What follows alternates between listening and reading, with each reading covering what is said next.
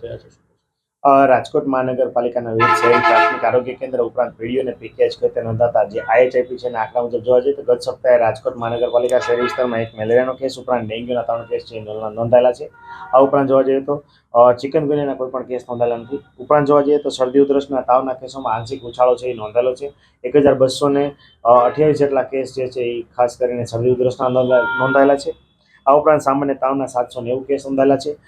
ઝાડા ઉલટીના 180, ટાઇફોઇડના 2 અને કમળાના જે છે કુલ 4 કેસ ગત સપ્તાહે નોંધાયેલા છે. ખાસ કરીને પાણીજન્ય અને મચ્છરજન્ય રોગચાળો અટકાવવા શું પગલાં લેવાય? હાલ જે રાજકોટ મહાનગરપાલિકાની આરોગ્ય શાખામાં મેલેરિયા ડિપાર્ટમેન્ટ દ્વારા જે છે મચ્છરજન્ય રોગચાળો અટકાવવા માટે ખૂબ જ પ્રયત્નો હાથ ધરવામાં આવે છે. ઉપરાંત ખાસ કરીને હાલ જે સઘન ડ્રાઈવ ચાલુ કરવામાં આવી છે અનુસંધાને કોઈપણ ઘર હોય કે કોમર્શિયલ જગ્યા હોય ત્યાં જો મચ્છરના પોરાની હાજરી જણાય તો નોટિસ ઇસ્યુ કરીને વહીવટી ચાર્જ જે છે એ વસૂલ કરવામાં આવે છે. ગત સપ્તાહે કુલ 41 જેટલા આસામી પાસેથી 26,300નો જે વહીવટી ચાર્જ જે છે એ પણ દંડ સ્વરૂપે વસૂલ કરવામાં આવ્યો હતો. આ ઉપરાંત કુલ રહેણાંકના 376 અને 197 આસામીઓ જે કોમર્શિયલ ના હતા એમને નોટિસ પણ ઇસ્યુ કરવામાં આવેલી છે.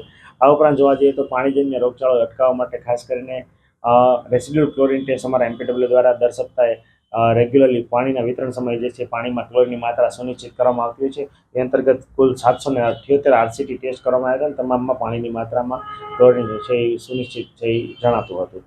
આ ઉપરાંત ખાસ કરીને અત્યારે ઘરે ઘરે સર્વેલન્સની કામગીરી પણ ચાલુ છે અને દરેક કેસ જેટલા પણ મળે એમાં કોન્ટેક્ટ ટ્રેસિંગની કામગીરી છે અમારા આરોગ્ય વિભાગ દ્વારા કરવામાં આવે છે.